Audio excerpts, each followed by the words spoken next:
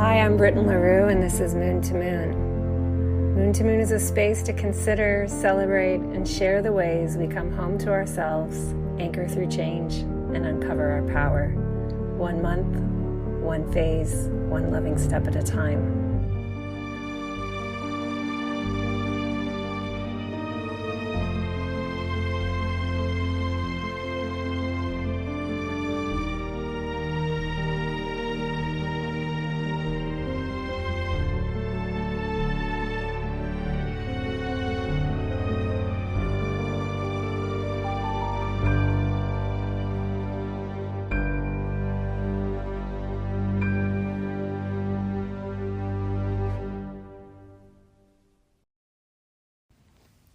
Hello, Moon to Moon.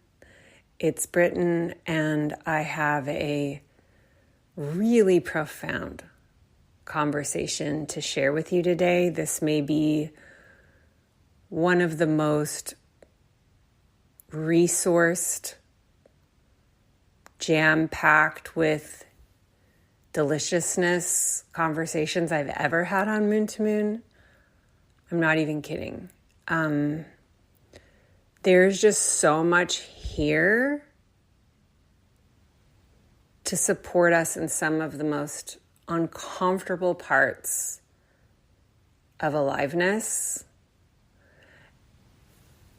And what I hope you feel is the receivability of all of this juiciness on some really hard stuff, because Natasha and I just adore each other, and we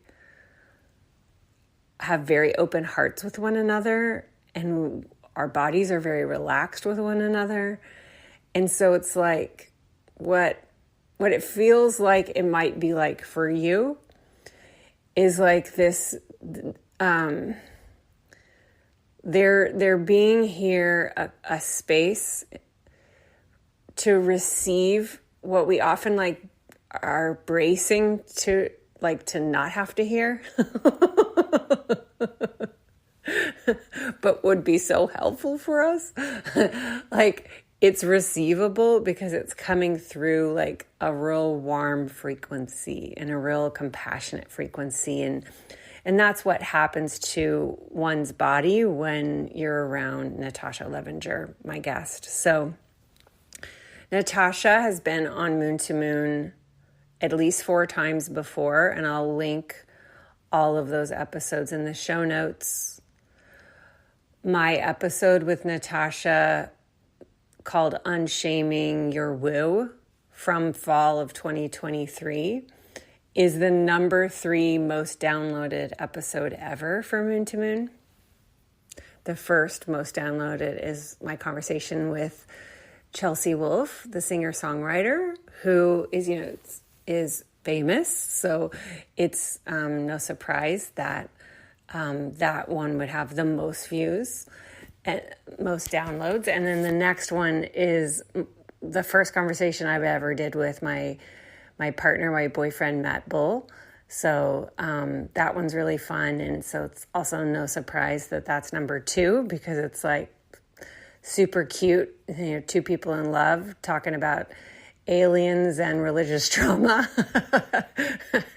and then we have number 3, which is my last conversation with Natasha. Our conversations are just always super, super rich, because Natasha really embodies what she talks about, and what she talks about is material that is the most difficult, the most complicated, the most hard to hold as human beings. And that is the fears, the disciplinary shame, the critical understanding of the world that our inner children are carrying, and how the perspectives of those inner children are affecting both our relationship to the present moment that we're in, as well as how we feel about the future and what's possible in it. So Natasha is a therapeutic intuitive, an inner child healing expert, and she's an author on this. Her book, Healing the Inner Child, I highly recommend. And she's an energy healer. She does one-on-ones, she teaches classes, she creates meditations, and she also has a podcast, Getting to Know Woo, which I've been on. It's one of my favorite guest spots. Natasha and I share our background, like how we met and stuff in the conversation, so I'll skip over it. But we've been friends now for 5 years and very consistent at it. Like, we're both friends and we both hold space for each other in our professional capacities. And we just kind of swim in and out of these lines. And that's something that I really cherish. And Natasha has just helped me so much in my humaning. And Natasha's teachings were coming in for me at a time where I was learning so much about astrology and the moon and Cancer, Capricorn, and holding space for individuals in like a reading capacity, and noticing how the inner child was so present in chart readings, especially around moon material. So so many of the things that I learned from Natasha that I began to incorporate and transform through my own practices are woven with how I teach astrology, and specifically how I teach lunar topics, which is the subject of my upcoming class, Moon to Moon. Early bird opens today, Friday the 16th. Early bird closes Monday the 19th at night. So in this conversation, Natasha and I talk about hypervigilance. And I get into why I wanted to talk about this when we get into the conversation, so I won't repeat that now. But hypervigilance is a thing that we are kind of feeling all the time. Maybe some of us feel like there are few moments where we're not feeling hypervigilant.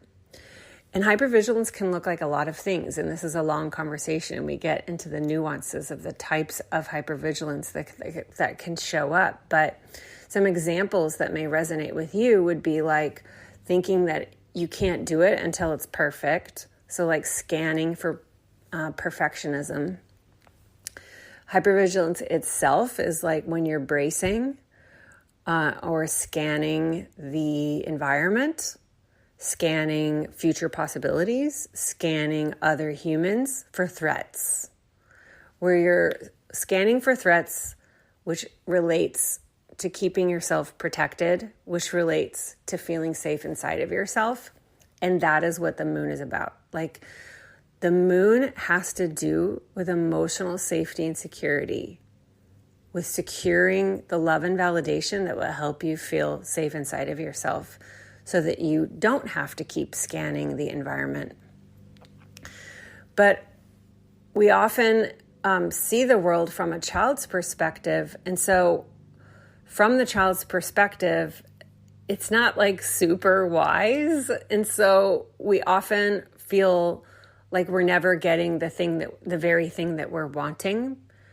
And this is why learning here now as adults how to identify the energetics of hypervigilance, the patterns of hypervigilance, the signals, the symptoms of hypervigilance, and really sit with the consequences of hypervigilance, both for ourselves and for our relationships and the way we participate in the world. What we do and we don't do because of the effects of hypervigilance. As we sit with this, we can learn practices, we can rewire, we can deprogram to create a softer relationship to the present moment and a more trusting relationship in the future. So of course, this is just really at the heart of my work. Natasha brings in the topic of time traveling, which is just so powerful to me since astrology is a time technology and all the different planets can support us in relating to time in different ways. And in the case of what we're looking at here, in many ways, the focus is very Moon Saturn. You'll be able to feel that through the conversation. This is so rich. It's so beautiful. It's also so fun. I had a blast, and I'm very proud to share this with you.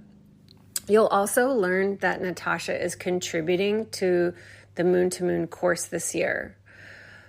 She is going to be submitting 3 reprogramming meditations. What I mean by that is that when you're in a meditative state, you are able to basically like recreate the past and create more space in the present moment for yourself, because your whole body system incorporates what comes through in these kinds of meditations as real and true for you. And it's like the more you do the kinds of meditations that Natasha is providing for Moon to Moon, the more you can rewire past patterns and basically slip into a different timeline with your reality experience. It's extremely magical and also very real. I've been doing Natasha's meditations for years. So for Moon to Moon, she is submitting 3 distinct meditations, one for each module, to support you in the thematics of the class. And then at the end of Moon to Moon, she is going to be available for Q&A for people who want to bring to her, as an inner child healing expert and energy healer, their questions. Maybe you got her book, maybe you listened to her podcast, maybe you've worked with Natasha, maybe you just love these meditations, maybe you love this conversation. Natasha is going to be available to support the Moon to Moon course community this fall with a Q&A. So I'm really proud to be offering these bonus gifts. Like I didn't pad the tuition to cover this. Like it's a gift, and it's part of the abundance of my relationship with Natasha. So I'm so excited to be able to share Natasha's voice with you here and to share her gifts with those who come inside Moon to Moon, my fall course that begins the first week of September.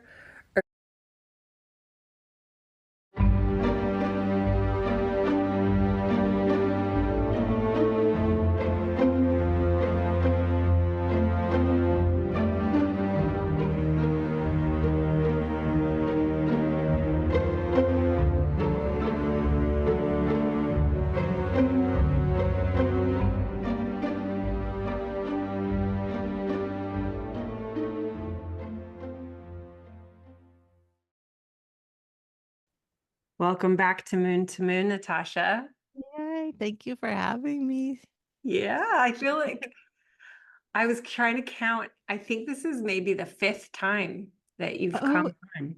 is it? That's funny because Brett, my husband, was like, "Is this the 4th time you've been on there?" And I was like, "I think it's the 3rd." So, Well, there was an inner child healing one.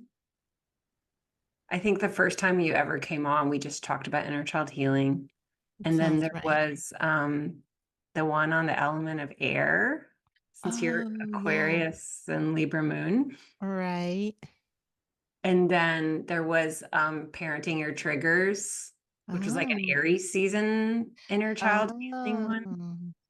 P.S. I feel like we talked about how we could go through the whole signs and do inner child healing with every sign. We can get Oh, back to that project at some point. that would be so fun. Oh my God. Love And that. then the I think the last one was unshaming your woo. And that Oh, right. is my 3rd most downloaded ever on Moon to Moon. Oh, I love that. So Yeah. I'll link all those in the show notes because I feel like every conversation that we've had is like related thematically, but we talk about different things. So that's just more I fun. feel like that's my career. There you go. Talking about the same thing in different ways. Yeah, Natasha, we have been friends, I suppose it was like 2019, I maybe. think so. It was very soon after I started, yeah, my business. So, which is, it'll be 6 years. And actually, oh my God, it's 6 years this month. Yeah, Crazy. same here. Oh, really? We've been like side by side. I mean, I think we Wow. bonded because we had like similar follower count and we're Yeah. like a similar place in our Yeah. businesses. And Yeah. I then we, remember that it being like, um, just like remember when follower count meant something like or like I thought it meant something like yes. oh this means this about my business. And I remember Yeah. that's why I remember I had like 200 followers and you had like 400 and I was like oh okay wow I'd like to get 400 followers. But now I don't even look anymore. I'm like I do not Yeah. A care. few years ago, you way surpassed me, I think, from the popularity of your reels, maybe. There was a period uh you like really hmm. grew. Yeah, I don't know if that's why I've basically stopped on Instagram because I have hated it. They Yeah. just changed so much. Like the energy shifted there so strongly. I felt, I think, I don't know, I don't think you felt it as strongly, but I felt it like a year ago. I was like, ugh. So then I switched to TikTok because I just enjoy it there. And now lately I've kind of let go of the whole thing. I mean, like I do it for fun. If I actually, this is funny, we're talking about this and probably of no interest to anyone but us, but I like Doubtful. only go on there now if I like, I'm like, oh, I feel like doing this instead of it being like part of my job, you know? Yep. I'm like, oh, I feel motivated to do this. So I did a like they call it in TikTok a cap cut. It's like basically a meme thing. And then I was like, I'll just share this to Instagram. This was last week. And now that one has it has like 30,000 views or something, Whoa. which is like way and now sudden because before, because I haven't been posting anymore on there, I'm just going down, down, down, down. I don't again, I hardly ever look, but when I look, I'm like, oh yeah, there goes another 100. Like I'm not and since I posted that, I'm like, oh, that's interesting. I just noticed that I'm gaining now, but it truly means absolutely nothing. Like someone can have a Yeah. flourishing career on there with 200, 400 followers and have no hardly anything with like 100,000. It really is wild. It doesn't mean anything. I just feel like it's so like inherent in us and also capitalism to think that it means something or like our ego, it's like hard. It's hard for the inner child not to think like people love me, people don't love me, people love me, people hate me. And also again, capitalism like grow, grow, grow. Then it'll mean something about your worth and also your business. And yeah, neither of those things are true. Whoa. Like we could have a whole podcast conversation on this. I know this is so unrelated to why we came here. No, So, but this is how we became friends, is we yeah, wanted to talk about this stuff. actually, it kind of does it actually has a lot to do with hypervigilance, Okay. actually, So we're if going you to want it. weave it back in. Yeah, Um, for sure it does. Yeah. yeah, I just before we do that, I just wanted to name that very early we did an exchange. And so we started to also, so we started to be friends and people who held official, like quote unquote official space for one another. Oh, yeah. And and we still do. And it's Yeah. really, I think it's worth noting because it's something that I'm really proud of, that we have this friendship where I feel like I can navigate where lines are around, like, I'm telling you about what's going on in my life.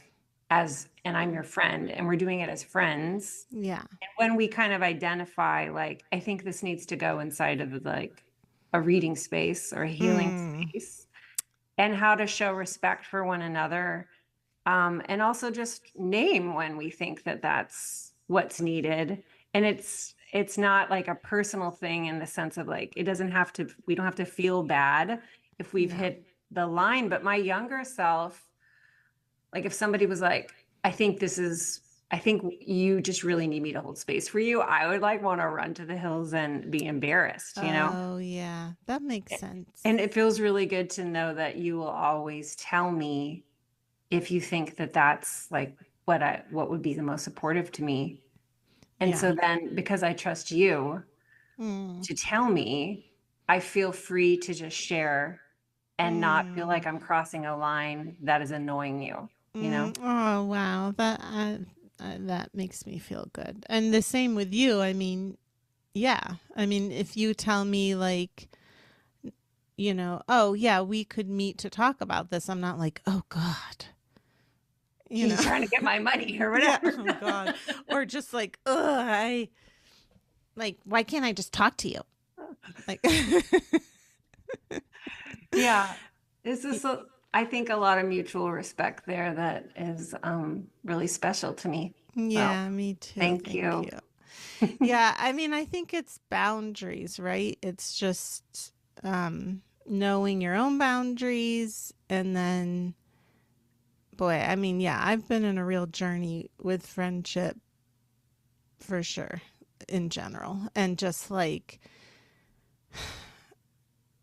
knowing, like, if it isn't safe to tell someone a boundary, like, if they react in a way that is, hurtful or with like if they withdraw or something, then it's just not the right friendship. Mhm. Yeah. It's hard. There's a lot of grief there. That's Yeah. why I think we are have resistance to setting boundaries is it's like Abandonment. almost worse than it can feel scarier than facing the grief of what could happen if we do. Yeah. Yeah. Yeah. For me Oh. with friendship, it's like, I mean, I guess maybe I haven't, like, it's less grief and more like an inner child part that feels like hurt, like it's something about her. That's how I used to feel. Like if Mhm. I was different, then somebody would react different. If I was more worthy or lovable, then somebody wouldn't reject my boundary. Yeah. So since, Mm. yeah. Hugs. Yeah. But I mean, I've healed that so much now that I have my own back. It's like, oh, no, it's just not the right person. And you know what else is so interesting about that? I think in general is what I found as I've grown through that type of wounding, like rejection wounding, and have my own back, is like those scenarios feel more uninteresting and boring than painful. It's Mm. just like, Mm. oh, well, I don't want that kind of relationship. That's just not interesting to me.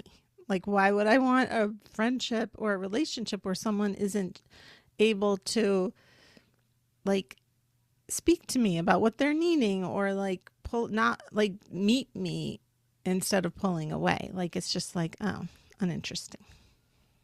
Yeah, what I like about that is that boredom can be then a signal that you've grown. Yeah, Hmm. exactly. Yeah. Shall we get to the topic at hand though? Okay, yeah, I That guess we've so. laid the ground. I could keep But talking. because Yeah. today's like a deepening, I feel like, into the realm of inner child healing Mm, that I've been watching you talk about in TikTok and been wanting to have you come on to talk about hypervigilance for a while now. yeah. So maybe do you mind sharing your current working synopsis of like what inner childhood healing is like from your perspective, and then we can weave in how what hypervigilance is in Oh, relationship to sure. that. Hmm. Yeah. Yeah. So, okay, synopsis. Inner child healing is when essentially when you feel, well, the wounded inner child is when you feel triggered or, yeah, I'll just put it that way, activated. And there's parts of yourself that you're reacting from an old lens. So from a child part of you that is kind of frozen in that orientation towards wherever they were in the world at that time. So like if you feel like what I was talking about, have a rejection sensitivity, or we'll just say that, then feeling into, oof, how old does that part of me feel? And then that part of you is likely looking at the world through some kind of wounding that happened at that age and then just brought it with them through the years. And so we can really merge with that orientation and that outlook. So when we can unmerge and have some space and come into our true selves, we can then integrate those parts, bring them up to date to present time. It's what I really feel about it is it's like time traveling. Like we're all constantly time traveling. And we're a lot of times when we're in anxiety, we're time traveling into some projected future, but often actually, not to be too confusing, we're doing that because we've time traveled into the past of a part that's afraid of what might happen in the future. So Mm-hmm. we're like not often not present in our like current orientation, our current reality. So, Yeah. yeah, so it's really time traveling and soul, it could be like soul retrieval. I know there's some indigenous cultures that do that. It is like a form of soul retrieval, bringing these parts of ourselves from the past into the present to be with us here in a more whole way of being. That's Thank you, Natasha. I've learned so much about this from you. You've been my mm, primary teacher here. And yeah. yeah, it's been both, it's like a multi-prong approach that I've had learning with you because there's been your class that you used to have or, on inner Yeah. child healing that I took, our one-on-one sessions where you have helped me see the different parts, often past life. I feel like we've had so Oh, many yeah, past that's life true. ones, not Mm-hmm. even just this life. Yeah. Where I'm seeing from a past life perspective, and you help me clear it so that, or at least integrate into the present time. Yeah. And then through your book. Yeah.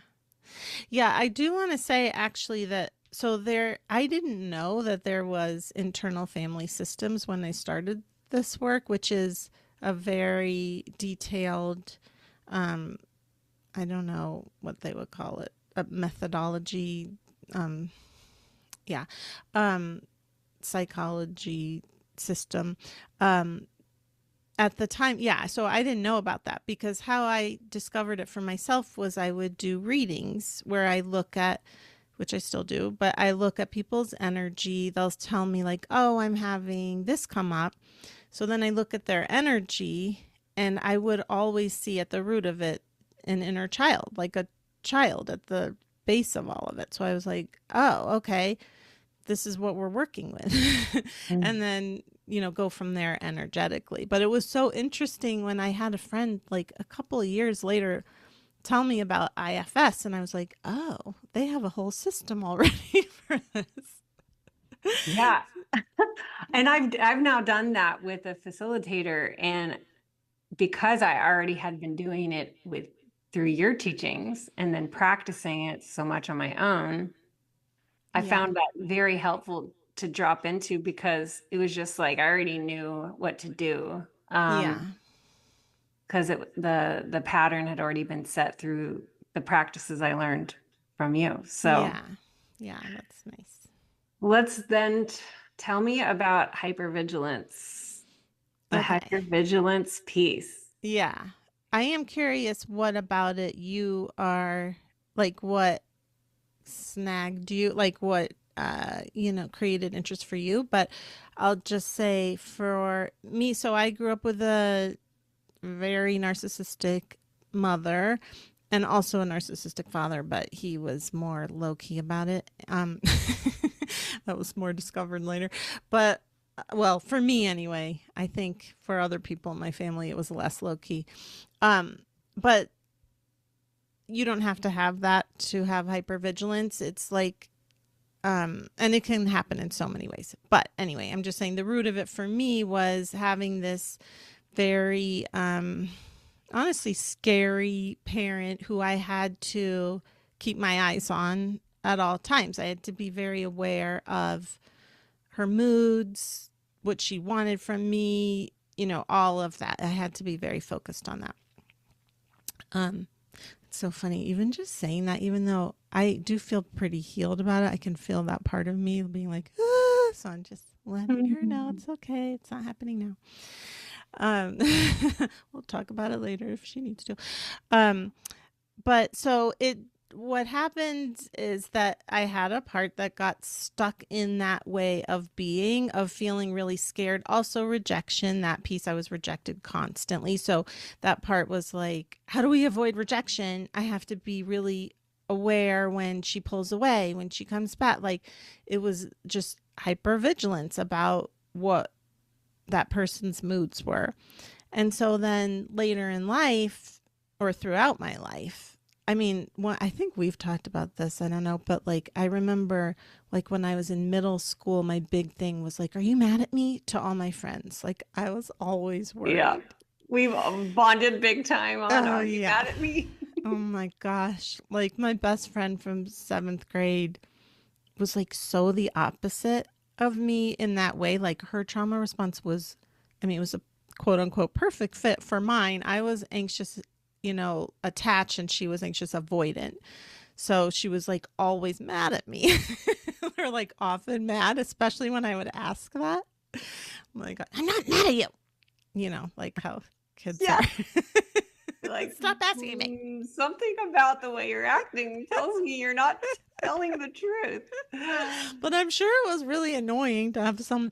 I mean, as now as like integrated adults, it is annoying if someone's like feeling really insecure and putting that on you, you know? Like it honestly, it can feel really annoying to be around a hypervigilant someone who is merged with their hypervigilance. So, yeah, it's so important to care for that part of you, but it can show up in so many ways, like worrying about the other shoe dropping, or like worrying about somebody leaving, or worrying about like, did you do it perfectly? Like a perfect pictures is what I say in my work, but like if you have perfectionism, that's hypervigilance. That's like, oh my God, I have to do this. I have to be on alert to make sure that I'm doing this perfectly. Otherwise, I'm not worthy. I'm not loved. I'm not safe, really. So the other big piece of this is that the opposite of hypervigilance really is witnessing, is being calm, is like being able to take a breath and be like, oh, okay, let me feel into what I'm feeling and what I'm seeing, rather than reacting. And you can't really have that calm, like, whew, let me take a breath and just watch what's happening here. Witness like the feelings if you don't feel cared for and safe inside, because you're looking for that safety of somebody calling you back right away, or someone telling you you did a great job, or it's this external piece that is needed in order for that part to feel safe, or they think so, when really, when it's that heightened, that's never going to be lasting. That's never going to give you long-term safety. It's always this inner hunger, this inner need for your inner parent, really. Yeah. That's the only thing that's going to ultimately really bring that safety. There you go. Uh, thank you. Mm-hmm. Yeah, you were curious about what interested me, and from in the first half or so of my astrology career, I was mostly doing readings, like one-on-one chart readings. Yeah. And it was always in the, I'm like hearing an echo of my voice. Do you hear that? No. Okay, good. Do you I'm need just gonna me? ignore it. Oh, I wonder, do you think it's on my end? I turned this thing on. Is it better now? I think so. Let me try. Oh, I think I'm okay. Yeah. okay. Okay. Um, yeah, so for me, always like the moon readings was like where we kind of would get to, because there, it was like the yearning for understanding that, or being seen or witnessed that I was feeling from the client could be could be met through talking about the moon's perspective in the chart. Mm, So this is why I've like talking about the moon has always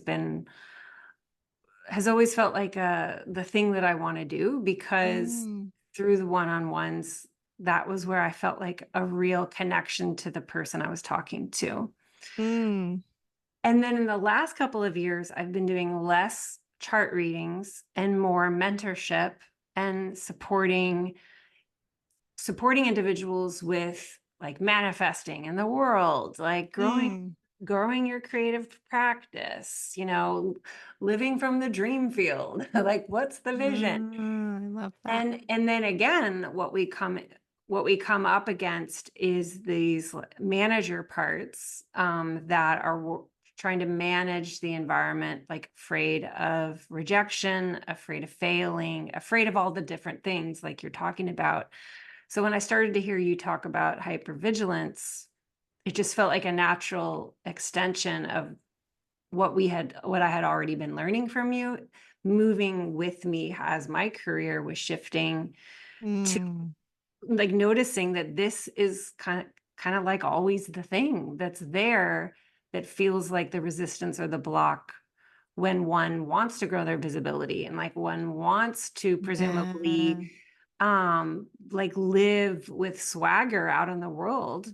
But then when you're not, then you feel more shame, because you're like, why can't I do it? Why do I quote unquote play small? Mm, And it's like this kind of shame around being more solar. Like, why can't I be more solar? I mm, feel like what it often comes to is like this lunar part, is maybe not being seen, or not, one doesn't even have awareness about it, mm-hmm, which is why it's so helpful to have the inner child healing and IFS frameworks for locating like, oh, this is a manager or a protector, and what it yeah. is their hypervigilance. Um, Yeah. so yeah, Yeah. I'm curious to go even deeper with like, what do you think are like the signals or the signs that that's what this is, or like when you're Yeah. feeling this, that's what this is. Yeah. Yeah. I want to just say quickly about that is that really with all of our parts, but also with hypervigilance, we think when we have those feelings that it's just us, like, oh, now I feel like we merge with them, so we feel like, oh god, I'm terrified, so I can't do this, instead of, which I find so helpful, to really reframe it, that I have a part that's really scared. I have a small part, not just small in scope, but small like child. Yes. So that, first of all, really helps to give distance. And the thing about hypervigilance, or really any fear, is it's harder to feel that way because they're really activating your nervous system. So your whole body gets involved. When you're afraid, you go into one of your trauma response, like freeze, flight, I know mine are freeze and flight, so I forget the fight. The other one, And and fawn, yeah. fawning. Yeah. Oh, I also do that too. But yeah, so um anyway, I just want to say that piece, that alone is super helpful, I think, to just be like, okay, wait, I'm not always this way. So that means that it really is just a part of me that feels this way. But the signals the more I've been obsessed with this topic, the more I see it just like in subtle ways and enormous ways. So, it's so interesting to see it in the more subtle ways. Like the more obvious ways are, I keep using kind of this example, but like, let's say you text somebody and you don't hear back from them. And then it's like, oh God, are they mad at me? That's hypervigilance. Not to go to the are you mad at me again, but that's a big one. It's like, wait a minute. All along, like this person could be like making up stories, the like, what if this, that is hypervigilance. That's like we need to be aware of this thing that might be happening, so that's a big sign of hypervigilance. Another sign, it's interesting because this morning actually, um, this is gonna maybe sound narcissistic, but I do my own morning meditation Oh, because I it's really love it. It's just this meditation that like sets up the day. Obviously, I made it for other people because I love it. But anyway, um, so there's a part of it where I was like feeling into the joy of the day and like letting myself like really go into that embodiment of joy. And I felt this part of me being like, wait, like we can't do that. It just felt like I guess you could say a smallness, but it felt like just like, oh, I can't go there. I can't embody that fully. So that is like just when you're like thinking about your life in bigger ways, if you feel yourself being like, wait, it doesn't mean you have to, in fact, you shouldn't ignore it, but just like saying, like I said to the part, ooh, the, I mean, I just working with it, like seeing like, oh, I see you're afraid. What are you worried about? Like, what's going on here? And then going from there. I won't go into all that, but so I'm trying to think of other ways. It's really just any time that you're feeling concern about what might happen, or like this external focus, this external like either what might, or I need this from somebody else because if they don't give it to me, um what, fill in the blank. Um that kind of feeling. But it is interesting because I will notice, like with my clients, all these different ways that it shows up. Like these things that you may not expect it, like perfectionism. I wouldn't have known that to be, I wouldn't have thought of that as hypervigilance before. Mm-hmm. As you were speaking, I was remembering that there was a huge swath of my young adulthood when I never wore my hair down. I know this is like a small sounding thing, but I remember Mhm. thinking that I can't, it's like too much. It's like too much in the world. For Wow. my hair, talk about like Saturn and Leo placement. But Ah, like I always wear my hair back in a bun because it was like, gotta keep this all under mm. control. It's not like So, it's like trying to wow. create some kind of Yes. sense of security, you Yeah, know? that's so funny you say that because for me, I was the opposite. I was like, I have to always wear makeup. I always have to be like, I used to take an hour before high school every to wash my hair every single day. And that may not sound crazy to some people, but or like unusual, but I wash my hair maybe once a week now. That's the difference. And I never wear makeup around the house. But like I yeah, that's also hypervigilance. Like, oh my God, if I don't look perfect, or in your case, if I look too much, and what is perfect anyway, it's just like that's made up anyway. But then what? Then this. So it's really like hypervigilance, I guess we could say, is this if then blank is the fear, that's hypervigilance. Because then that part is like, I have to look out and I have to check all the boxes and I Check have all to the make sure. boxes. Yeah. Like, Yeah. oh my God, I forgot the da da da. Yeah. Oh my Yeah. God. Like, Yeah. um, It's yeah. often tied to worth Yes. and safety. Yes. And I mean, for me, lifelong around just like weight retaining water and just like absolute, like, I don't know that I can leave the house today. I don't know if you would Mm. include that in hypervigilance, which, Totally. Oh yes, my but just gosh. like, who even am I to appear? Ugh. Yeah, like so yeah, oh, I mean women or like yeah, are trained or like people raised as women are trained to be hypervigilant about their appearance. I mean, we will be and like other women are trained to attack. Like women are trained to also be hypervigilant about other women. Hmm. And Well, racism is another like hypervigilant act. Like all of these ways that we're policing each other, that's hypervigilance.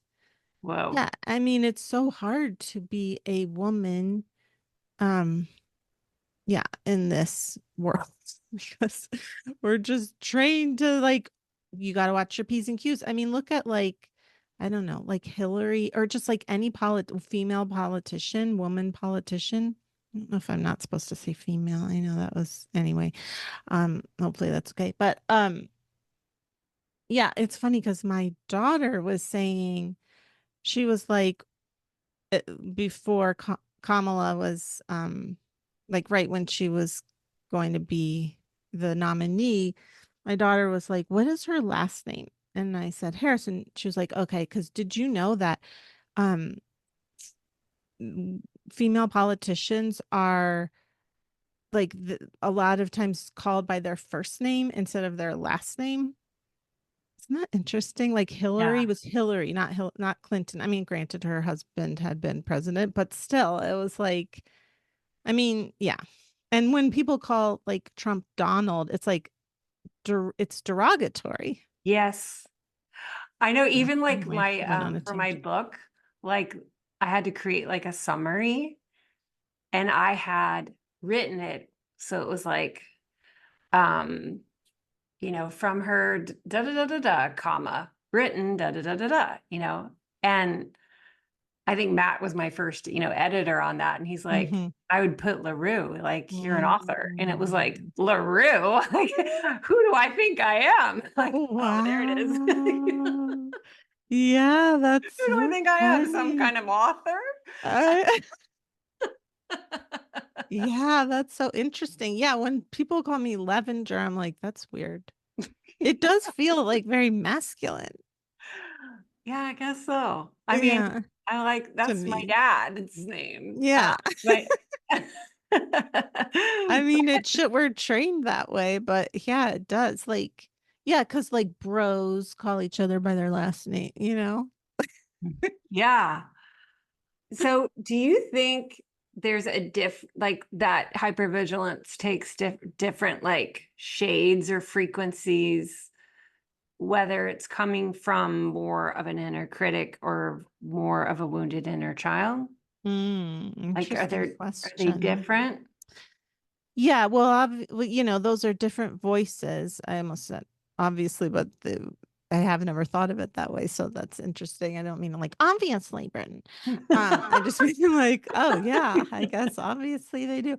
Um, but yeah, so it's like I guess you can feel into and people can feel into their bodies what that might feel like, because it's like if you have this strong critic that's like a taskmaster, that is hypervigilance. Like that perfectionism can come from a critic.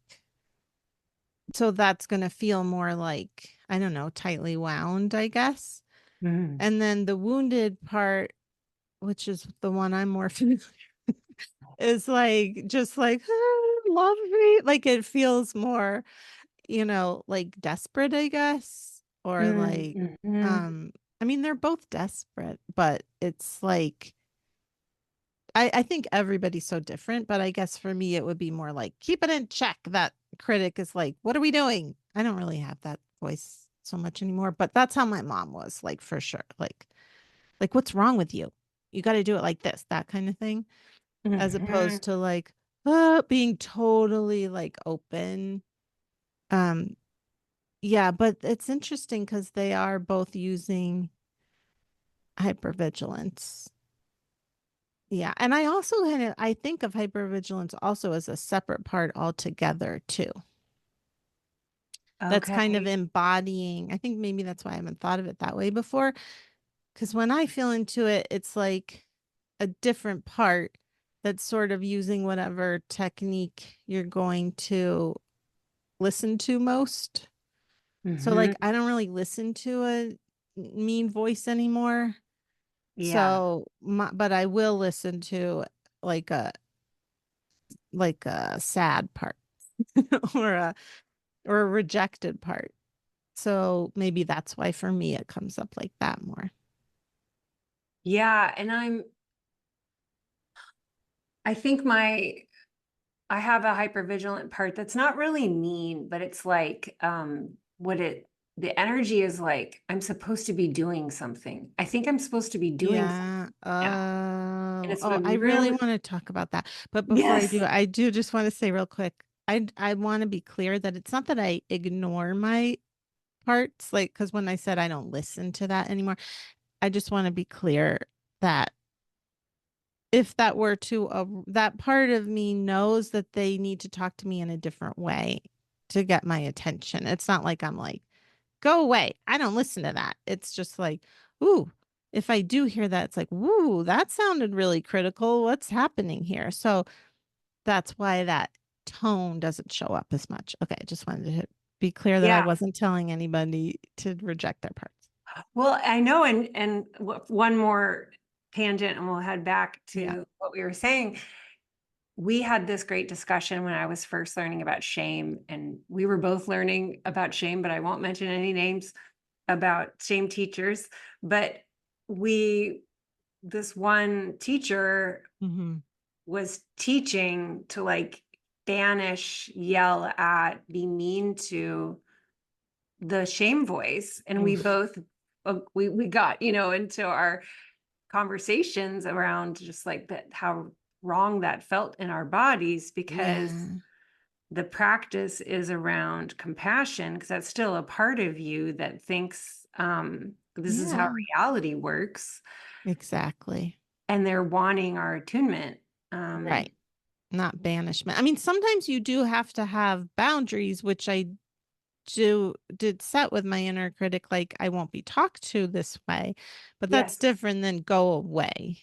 It's Hmm. like, please, just like you would with anybody, if you wanted to hear what they had to say and they were being mean, just like, I'll listen to what you have to say, but you can't talk to me like that. Hmm. Yeah. Thank you. Um, so sorry, repeat what that We were other, back at I'm supposed to be doing something right now, which is always up for me like weekends, if I'm like, I'm not working this weekend. Or in the yeah. summer when I'm like, I'm going to work a lot less. These are going to be my boundaries. In that empty space, the voice gets louder of like, I'm supposed to be doing something. I'm supposed to be doing something. Yeah, yeah. That feels like, well, first of all, coming back to the shame of like capitalism that Mm, we have to be. I mean, that's really capitalism has so much hypervigilance attached to it because it's like our worth is related to how much we produce. And if we don't, then we're losers. We're like lazy. failing. Yeah, Yeah. lazy failing. I actually don't believe in laziness, but that's another topic. Yeah. Um, but yeah, listening to our ebbs and flows is the opposite of hypervigilance. Like, and also that kind of like echo of like you're supposed to be, that feels like CPTSD to me. Like this, almost like I wonder if it feels like an emotional flashback to you. Um, like, oof, like that for me, it does. Like, for myself, like, it's just like this old feeling of growing up where I was trained to constantly be like my worth is my achievement, whatever achievement. So like it's like a flashback of just living at home, of having that feeling of like, ugh, I'm not good enough. I'm not good enough. Just I'm not enough unless I'm doing something. Totally. It's a flashback. And it's both from this, if I wasn't hustling for school, I needed to be like contributing to the house. Ugh, yeah. There was no just like chilling. Yeah.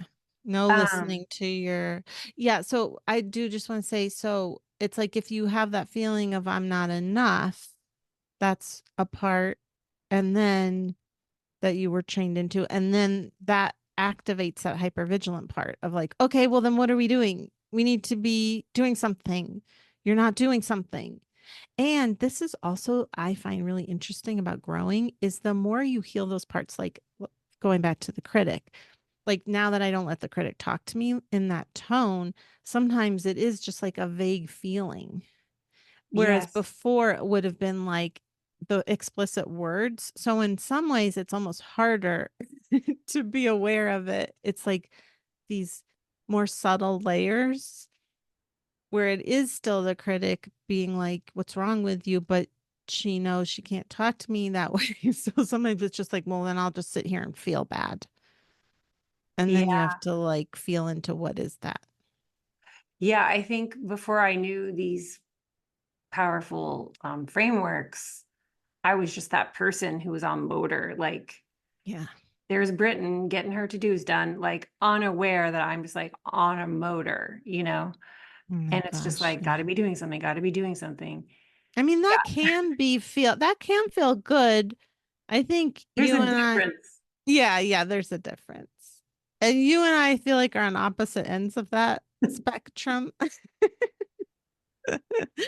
Do you think it's your Capricorn moon or what do you think that is for Yeah, you? astrologically, yeah, for Yeah. sure. And yeah, I had this as I've learned to like listen to like what's going on in me right now. You know, hey, how you doing? You know, I had this Yeah. last summer, so I called it my existential Barbie moment because of that Oh, scene in the movie when Barbie's on the ground, you know. yes. I was just sitting at the kitchen table and I was like, huh, what's going on in me? Because I just noticed like I was just feeling a lot of anxiety. And Mm. I tuned in and I just heard this like, I'm supposed to be doing something. I'm supposed to be doing something. And I was Mm. just like, let's lay down. And I just like laid down on the floor and just like listened. Oh, And what I I love wanted that. was just like underneath it was just have a little cry. Mm. It was like very old part of me. You Yeah. don't have to be doing anything. Let's like lay Yeah. That actually, it makes me that gives me compassion for my mom because um she was constantly on a motor. I mean, the weird thing was though she did also take naps and like read and stuff. But it was like if there was a it was just like I would be met at the door if I was like coming home with where's your stuff? Like she would go out, grab my things, put them away. And that's so hard. That's really it's clearly like overcompensating, you know? down. I I'm think that's supposed why to I be went doing the other direction, yeah. That which was isn't an healthy either. intelligent thing for your child. Yeah. Well, I think either a reaction to that isn't healthy either. And I do feel I'm always surprised, like I actually do feel good with a structure. I just need a lot of space within that structure. But sometimes I forget that I actually need a structure first. Yes. Yes. And I really do love um like quote unquote doing things, Yeah, it's fun. right? It's not that doing things is the problem. Yeah. It's noticing when we have these hypervigilant parts of us that um feel like there's a problem, right? There's a problem that we're supposed to attend to this problem.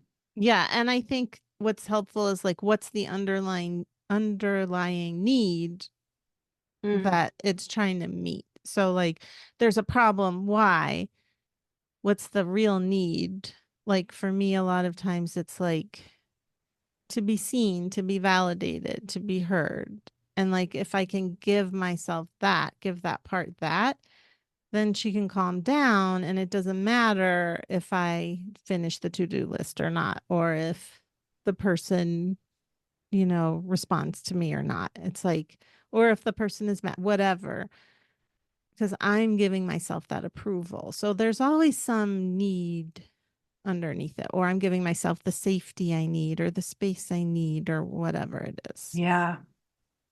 I I do I feel like sometimes these parts of us, I'm thinking of a specific example for me working with you, there can be like a lot of resistance to noticing the hypervigilance. Like Mm. I was terrified of doing local workshops for my book.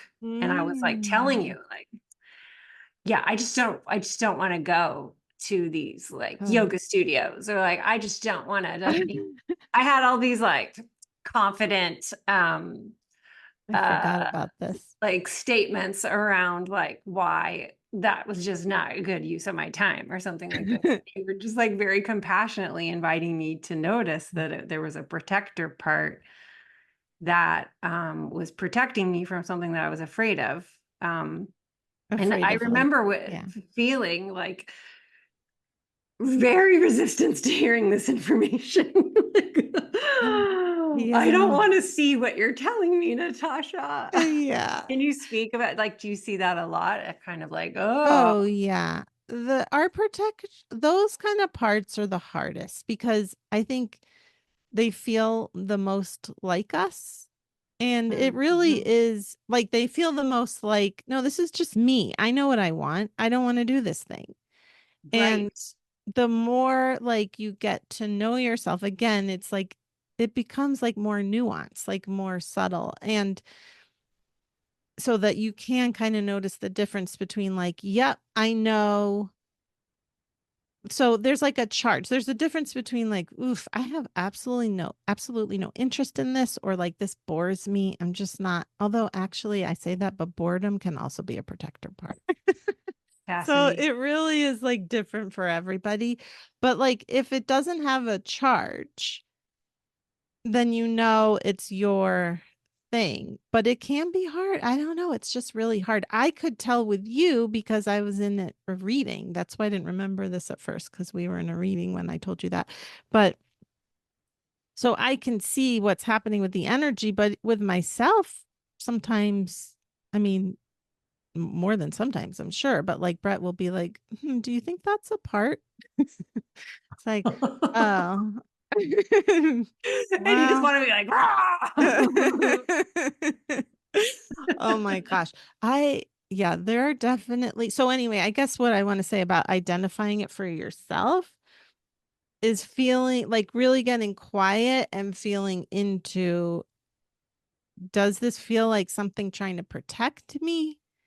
Or, and like, do I feel a little guarded? Do I feel a little bit too knowing about this? Like, you know, Totally. like, no, I know. I often will say that, like, I can tell, like, when I'm in conflict with Brett, it's like if I feel I absolutely know I'm right, then I'm usually wrong. And if I feel like something is my fault, it's usually not with Brett, with somebody else. If I feel like something is my fault, it's usually not my responsibility, which is Oh confusing. my gosh, But that is genius. I just have like I've come to know that about myself. Like that when I'm like, obviously I'm right about this. It's like, oops, I think I'm gonna have to like do a little investigative work here. So I do think it's different with everybody, but like, oh my gosh, I have a client. I'm trying to think, do I want to say this? But it won't reveal any details. But like actually, I have more than one client. Um this is pretty common that if somebody is like arguing with you and they're getting defensive, not just as a client, but like it's like, oh, okay, I'm talking to their part right now. And Yeah. those are the trickiest. And those parts are hypervigilant, I would say. Like they have to be right. Like hypervigilant in the sense of like, if I'm not right, then I'm not okay. Not that you have that conscious thought, but like if I'm not right, it's not safe for some reason. And there's a lot of arguing like, no, I don't feel that. I don't feel that. And then like you're also like, I hope this is making sense, but then you're also contradicting yourself. Like, well, I wish I could have a more specific example, but like you said this and I don't feel this way at all. And then 2 minutes later, you're like, I feel exactly this way. And it's like, I just told you that. Like, what are you talking about? That's just what I just said. But it can be so hard to have space from that kind of hypervigilance because it's like there's so much rooted in that your point of view is right. When you feel like that, that's like real hypervigilance. Yeah. It's tricky. I feel like I'm most in that around family for sure. Like Hmm. I get unconsciously in it where it's almost like I got to get out of the room before I realize, like, whoa, I just completely merged with a hypervigilant part and was speaking completely from their voice, you know? Yes. Yeah. Well, with family, it's so easy because we have these, these grooves in our brain, then, where it's like fruit and on our energy system where our energy just remembers how we were with them our whole lives. So it's like you really have to consciously be like, I myself, where for me, I do it energetically. Where's my aura? Where's my grounding cord? Okay, I'm me. Okay, now I'm going into this space because it's so easy to fall energetically into our old ways of being. It's just like falling into a pattern, like going downstream. Phew, okay, I'm getting in this river. It's like you have to consciously be like, nope, I'm getting out of the river. I'm me. I'm grounded here. I don't have to go with that flow because the family itself has its own Ooh, energetic yeah. pattern. Hmm. Yeah, I just was recently there and Mm. that I just throughout the day was like, here I am in present time. Yes, Just kind of yes. continuously reminding myself Oh my at God, yes. 46 years old, it's 2024. The amount of times I remind myself what year it is, like,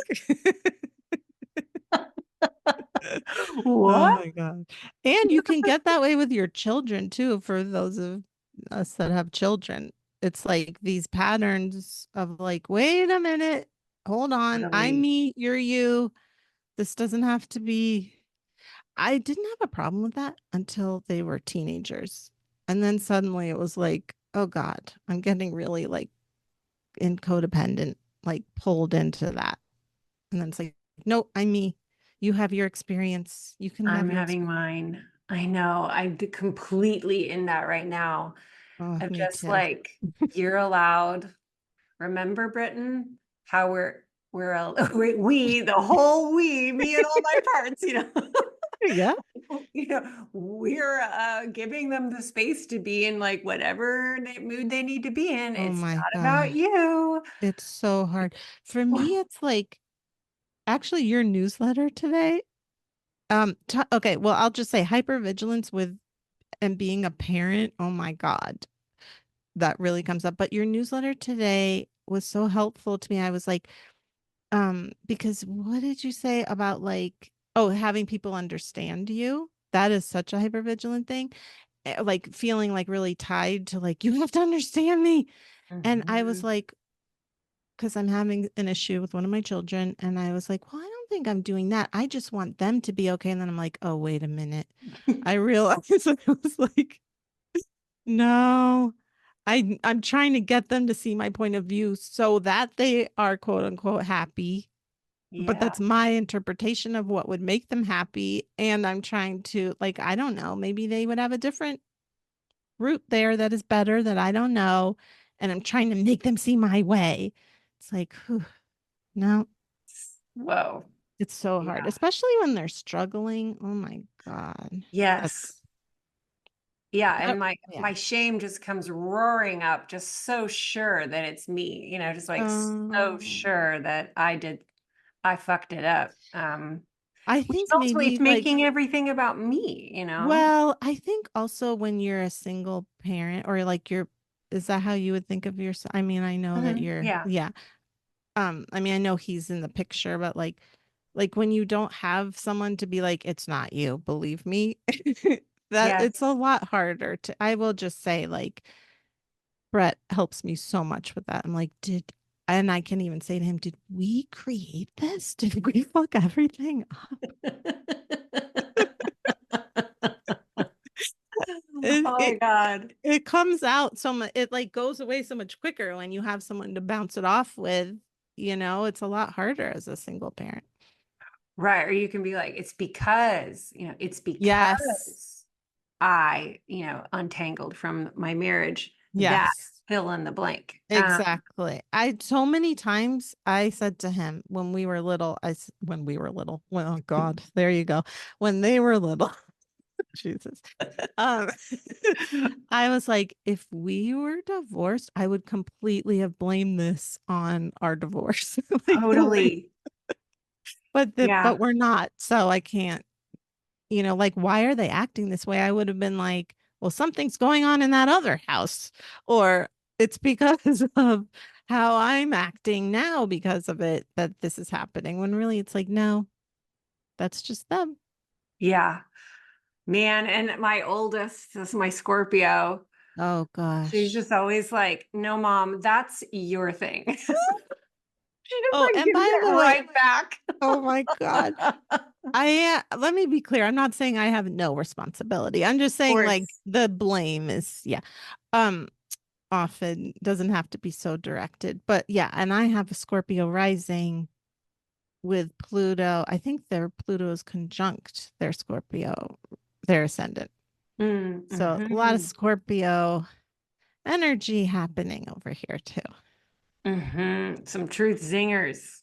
Not Um, just truth singers, but like, I'm never forgiving you. I oh, literally I watched a show that I told them that I would watch with them because they were like gone for 2 months. And I would have found out the spoilers if I didn't watch it with them. This happened 4 years ago. They will not let it go. They have right. not.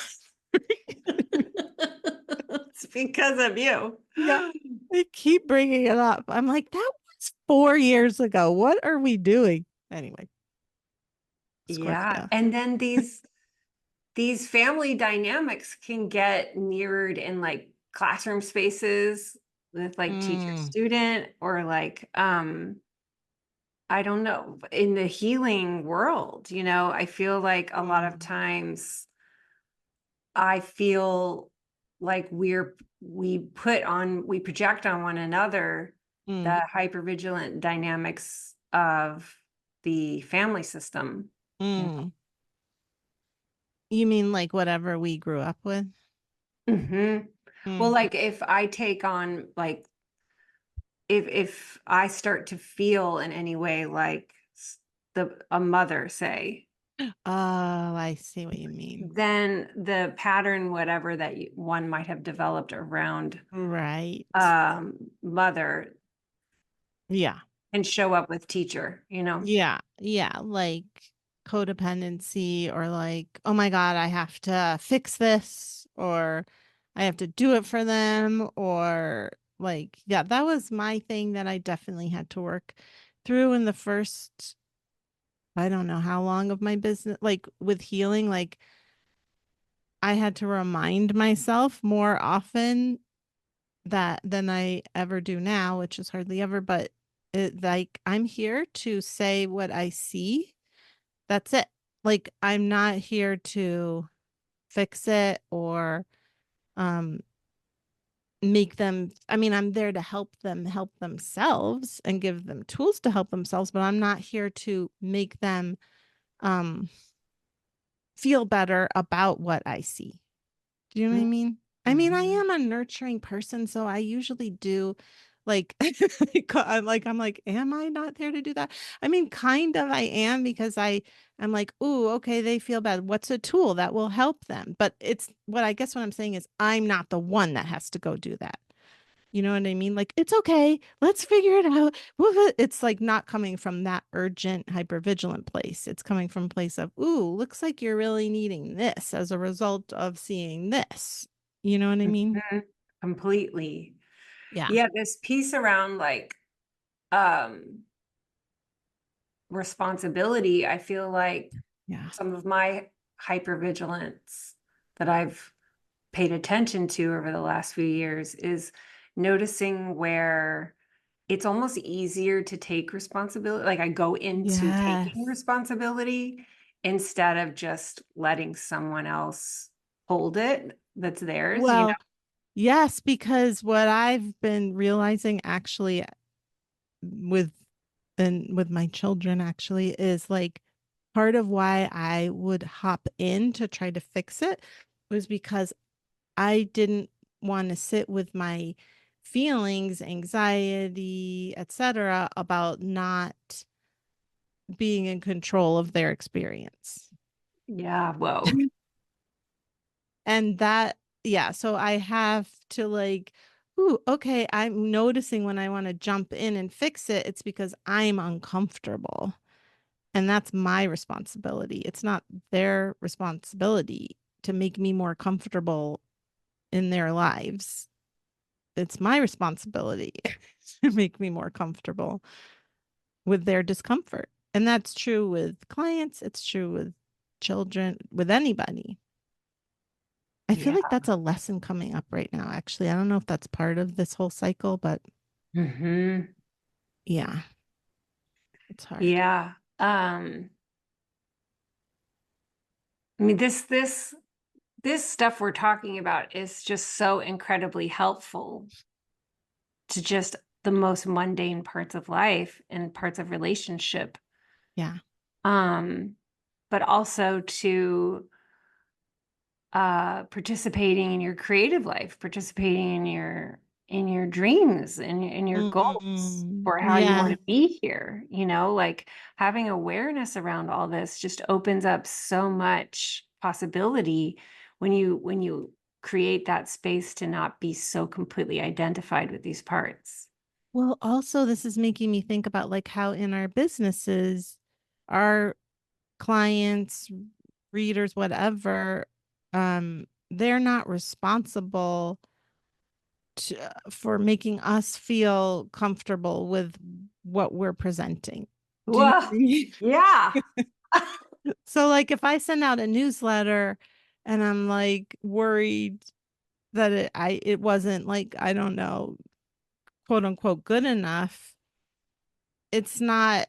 The old tendency would be like, oh, I hope it's, I'm not making fun of myself. I'm just saying like that part, that hypervigilant part, like, okay, well, instead it's like, ooh, they don't have to react anyway. They're free. It's out there now. They can react however they want. That's their response. That's their thing.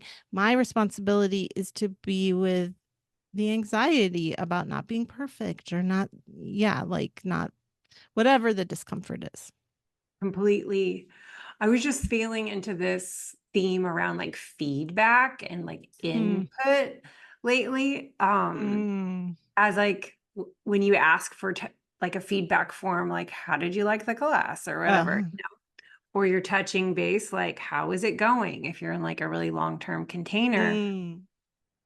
and practicing with all my different parts, like what of the input is a ding of like that's a really good suggestion, or like I really appreciate this piece that's being brought forward, and what is just like that's someone's opinion, you know. And it doesn't Thank you for like, oh, sharing.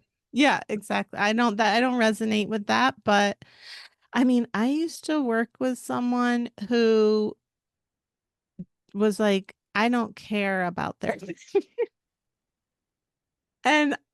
and it was definitely a protector part. But they really thought that they didn't care. They were like, these people don't really know what they want or what. Mhm.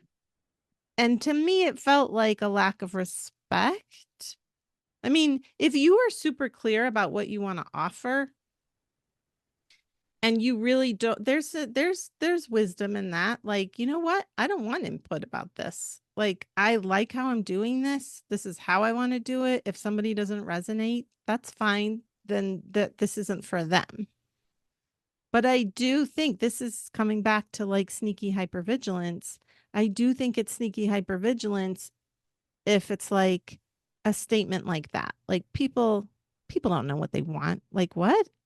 well, that's really maybe Mm. sometimes, but definitely not across the board, like that's a real Uh-huh. blanket statement. When you hear yourself making like all or nothing statements like that are couched in confidence, that to me feels like faux confidence. That's sneaky hypervigilance. Yeah.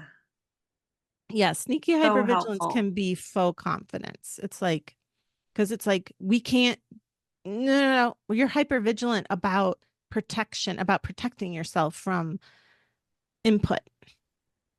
But if you had Yes. more safety inside, then you could decide, do I want input or don't I want input? And sometimes it's like, you know what? I feel too fragile to get input right now.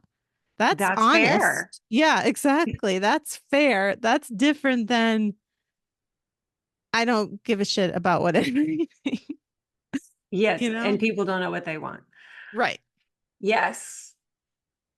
Yeah. I mean, and also just learning that I can tell my scared parts before opening like the feedback Yes. results.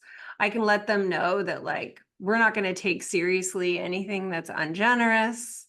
We're not going to take seriously anything that's clearly a projection.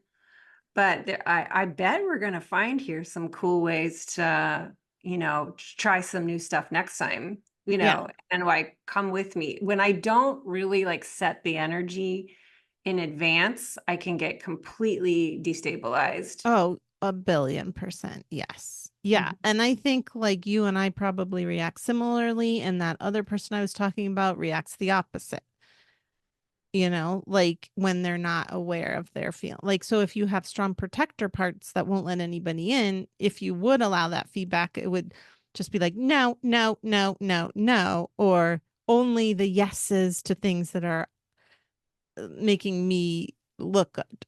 Mhm. Whereas me, it would be more like, oh God, is this true? Like if I'm not in Yes, a good I failed. yes. Oh no. Everybody thinks this and it's terrible.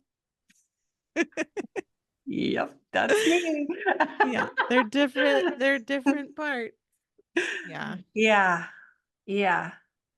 That part of me thinks that all people have to be all 100% Yes. On approving. 100. Yes.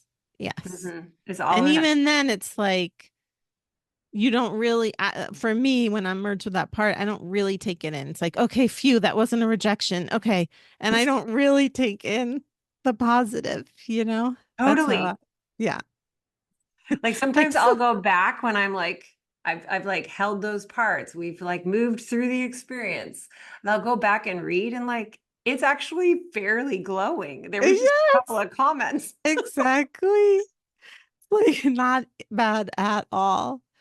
Yeah, it really is the difference between like running your business, or you could apply this to anything, any relationship really, from a place of like, well, hypervigilance, of like defensiveness. Oh God, bracing yourself. That's also hypervigilance, bracing yourself versus really grounding into what is actually happening. So then you can receive what's already there. Like when you're in hypervigilance in any relationship, you can't really receive what's there because we only have so much energy to go around. So like if your energy is tied up into hypervigilant bracing, you can't also simultaneously have an eye on, oh, I love this experience. I can receive this. Like, ooh, this is what's happening. You can't, those two can't really coexist.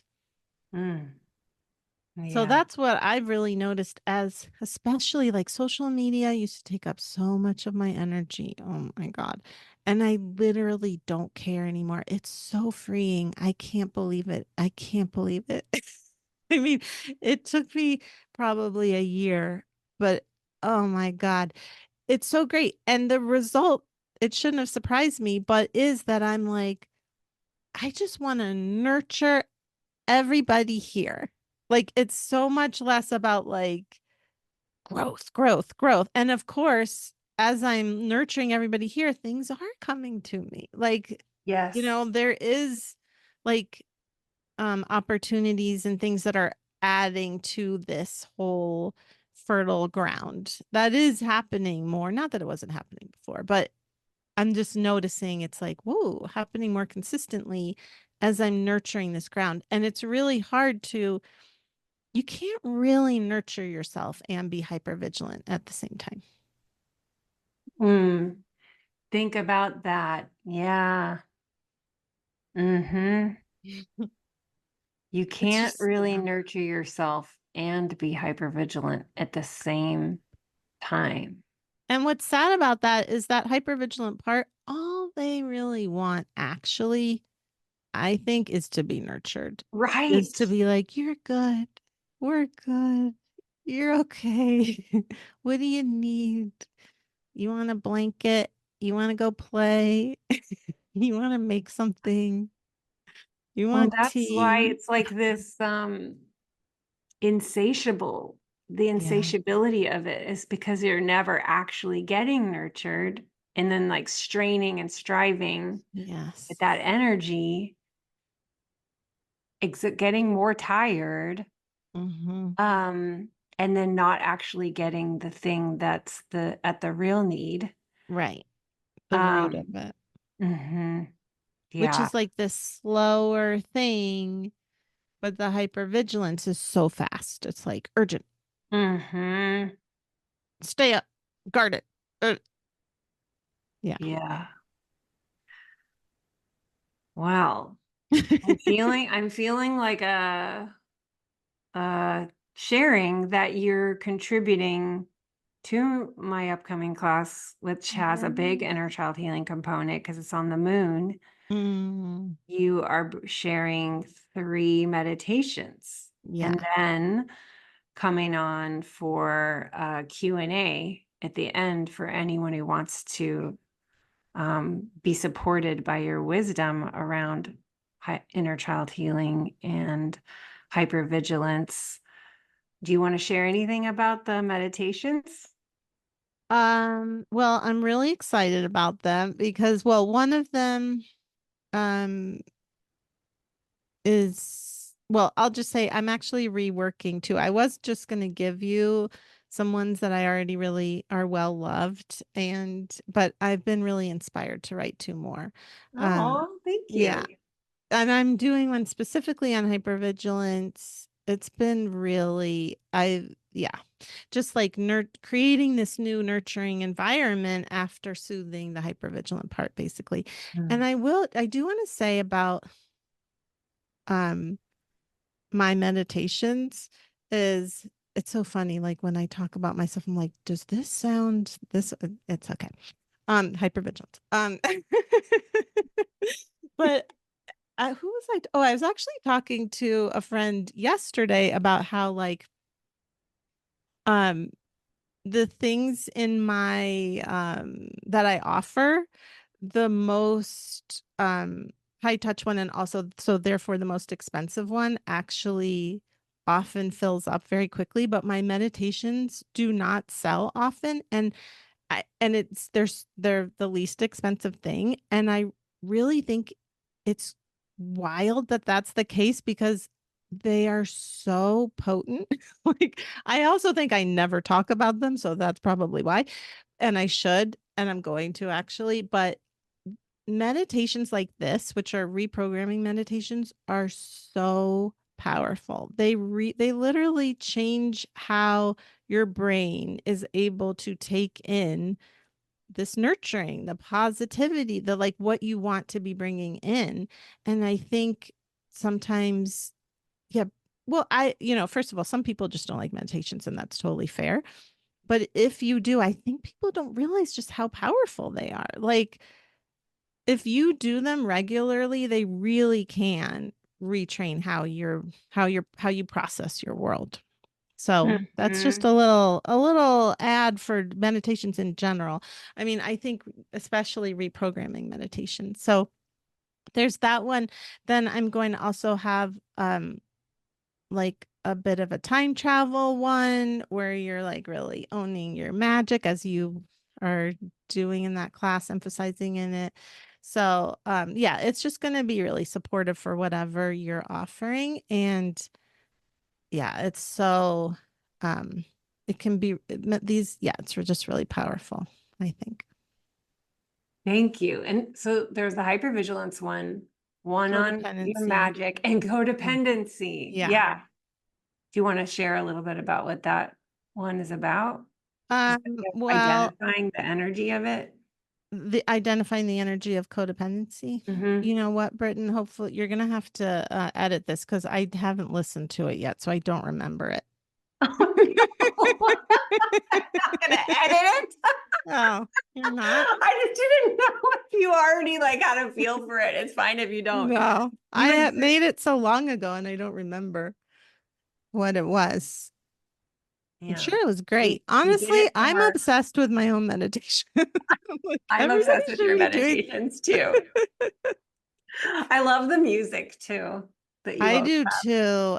Yeah, it's actually from Sanaya Roman, who channeled, she died like 2 years ago, which was so sad for me because she was my first real teacher. I mean, I didn't work with her directly really, but she channeled these books and she also channeled that music and she offers it for like you can she once you buy it, you can like she said that anyone can put it on anything, like any kind of teaching or whatever. She's not proprietary about it. She wasn't. Oh, So, cool. and I love it. I feel like it brings you like right into that higher Right. And state. Yeah. yeah, and I think that the fact that because it's always the same music for years, right? Yeah. Because now anytime I want to do one of your meditations, there's like the familiarity too, Oh, I and love the that. familiarity of the sound, like it Oh, kind yeah. of creates that immediate drop in. But she also channeled that. So I really feel like it's like when you read her books too, the first one's Living with Joy and then there's Spiritual Growth. I love all of I'm writing these them. down so Oh, I can they're so good. uh Sanaya Roman. And then there's Personal Power. It's really the first three books. Personal Power Through Awareness is the second one. But if you just open the book, at least I feel this way, and she intended it this way, you feel like immediately you're just like vibration resonates, like goes kind of higher. wow, Yeah. that's so cool. Yeah. Um well, thank you for Yes. collaborating with me on these Of bonus course. I'm pieces for Moon excited. to Moon. Yes. I'm Um really excited to give people that yeah, extra. such a gift. And it's really how these concepts become part of your life, Yeah. through them, like Yeah. you're saying, and the doing of the thing in this case is doing the meditations and seeing what happens. Yeah. Well, you really can. I also just finished uh a course. Well, I'm certified now in advanced hypnotherapy. And Mhm. it's like, it is real. I mean, like, that's what those meditations do. They help rewire your brain so that you can actually go back because your subconscious um, has been operating on an old system. Like, we just did a podcast about that. I did with Brett about hypnosis, but it really is like, we're running these old systems. And so we need updates. And these kind of meditations give you that update. And especially if you're doing the work you all are doing in the class, uh where you're looking at shadow stuff, it's like you're bringing it up, and then there, and so you know what it is, the material is, and then you can just update the system. Oh, I don't want that material, that's not helpful.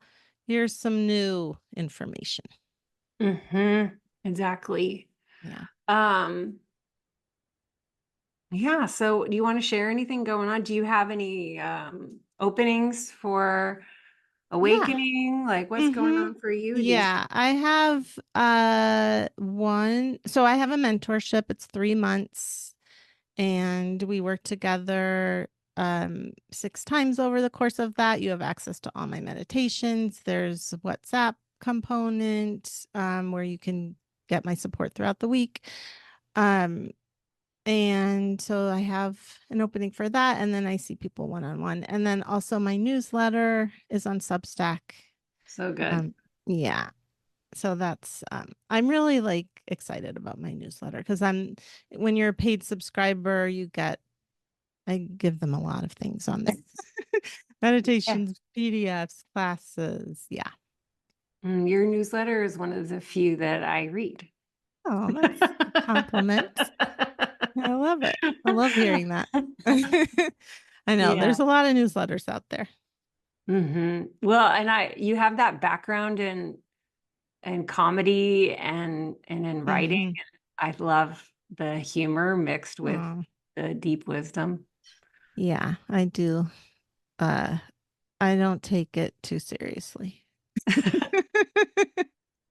I mean, I do it, I don't, Actually, Totally. it's funny because like guides, I think you probably have this experience too. I feel like people, when they think they're talking to spirit, like not when they think they're talking, when they think about like, oh, I want to connect my spirit guides, like it's going to be like this very serious thing. And my guides are always pretty light and funny, or just like, oh, huh. Like they're not like, oh God, we really got to worry about this thing.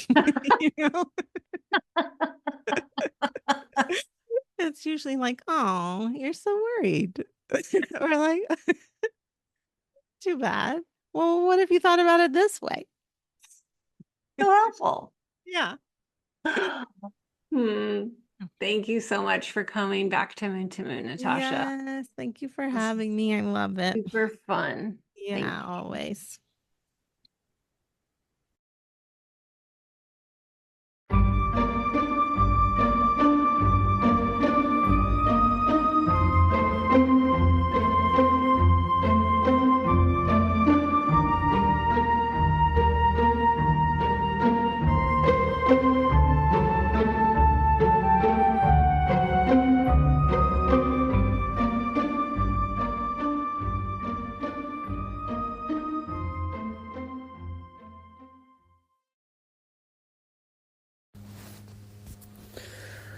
Well, how about that one? So good. Oh my gosh. It's just at the heart of it. It's at the heart of it. I'm so grateful to Natasha for once again sharing her big heart and her big wisdom on Moon to Moon, the podcast. And I am so grateful to her for accepting my invitation to contribute her gifts to Moon, the class. So if you are feeling like the kinds of material that is in this podcast episode is, if this is the kind of stuff that you would really like help with, if you feel like you struggle with the kinds of things that we discuss here, I'm inviting you to join Moon to Moon, the class, where we will be spending 3 months building out all kinds of meditations, practices, prompts, teaching transmissions to support you in holding yourself and learning how to notice and respond when you are acting from the past, from a past part of you that is hypervigilant. Also inviting you to reach out to Natasha. Natasha's one-on-ones are incredible. She's a very magical person. Like, I'm not speaking hyperbolically when I say that a session with Natasha can be like years worth of therapy in an hour. Like, there's never been a one-on-one session with Natasha where I was like, well, that wasn't worth it. I mean, it's always worth it. It's like always an upgrade. I see Natasha whenever I'm doing scary things. I know how to hold myself. I'm very good at holding myself through the fear, hypervigilant patterns that show up in myself. That's what I teach. And sometimes it's just really nice to have somebody else come and look at the energy and help you clear it and bring you more into present time. This is the whole point, is helping us be here on this planet with one another right now in the thing that we have, which is the present. And the whole course and everything about what Natasha does is like the big vision. What is the big vision? The big vision is to be here in the present. And that's just like the heart of what I care about. And it's the heart of what Natasha cares about. And our friendship is built on like this shared, it's really built on this shared vision that we have. And our friendship is like fueled by feeling our hearts in alignment around that, you know? And feeling one another like fully turned toward that dream and vision for our world, and really understanding what our role is in bringing that here, you know? So really looking forward to experiencing Moon to Moon 2024. And this is a reminder then about dates. Early bird is Friday the 16th through Monday the 19th. What does early bird get you? It's $100 off the regular tuition. So it goes from $600 to $500. I also have other price points. Go to the website to find out if you qualify for a lower price tier. There's no early bird or regular. It's just a fixed price. And all tiers have a 4-month payment plan option. So you would pay August, September, October, November, which is the span of the class. If you have any questions at all about Moon to Moon, I hope you will reach out. info@brittonlarue.com. The course page has a lot of information there. This class is very intentional. There's many parts, many things that I'm braiding together, which is one of my gifts, synthesizing, braiding, weaving, lots of different things and showing how they connect. And so really inviting you, before you say yes, to understand what this is, spend some time with the course page, read it top to bottom, listen to the podcast episode just before this one where I talk all about it, and hope to see you if it resonates, hope to see you in there if it feels good. This truly is like a foundational course where people come to me, they want help with something, and it's like, this is the place where I teach that, you know? This is the place where I teach in a very abundant, full, rich, potent way that's not a year-long class. The heart of what we're doing here. It's the most high value, I would say, probably, class, because there's just a lot there. For the price and for the time period. And it's asynchronous, it's like 95% asynchronous, so that you can receive everything at your own pace.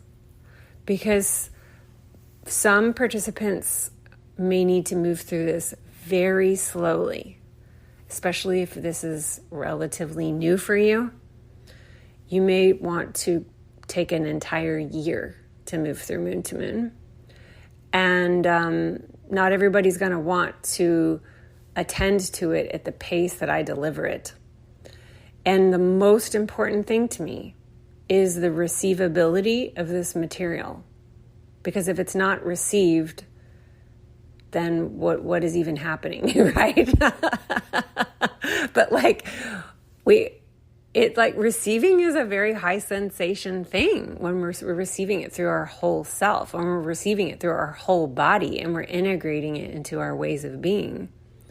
That's high sensation. So like actually tasting it, actually really feeling it through your body, that's something that every single participant is going to have their own need. They're going to have their own pace. Your pace is sacred. And that is why it's asynchronous. This is how I've taught it from the beginning. Last year, I didn't do it as asynchronous. I'm going back to how I used to teach it.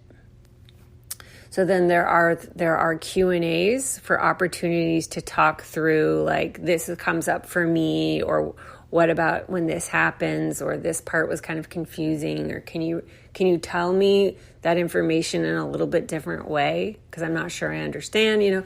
That's what the Q&A will be for. So, but it's not like you have to be up to date with the material to come to the Q&A. You just bring whatever is present for you.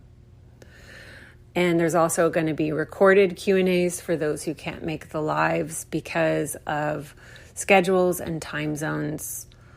It's not always possible to make lives, and yet you may also have a question you'd like to hear me riff on. So there's going to be ample opportunity through those for you to be witnessed, and for you to be able to name what you want more support with. All right, then. There's going to be more episodes that are Moon to Moon related in the weeks forthcoming. It's just such an honor. This is, as I keep saying, this is the heart of it. This is where we get real afraid. What are we afraid of? We're afraid of hearing the inner voice. We're afraid of our truth. We're afraid of the present moment. We're afraid of our power. How do we get to it? It's the kind of stuff we do on this podcast. It's the kind of stuff we do in the class. Moon to Moon. Moon to Moon. It's a way of being. Inviting you into this way of being through the course material. Thank you so much. See you next time.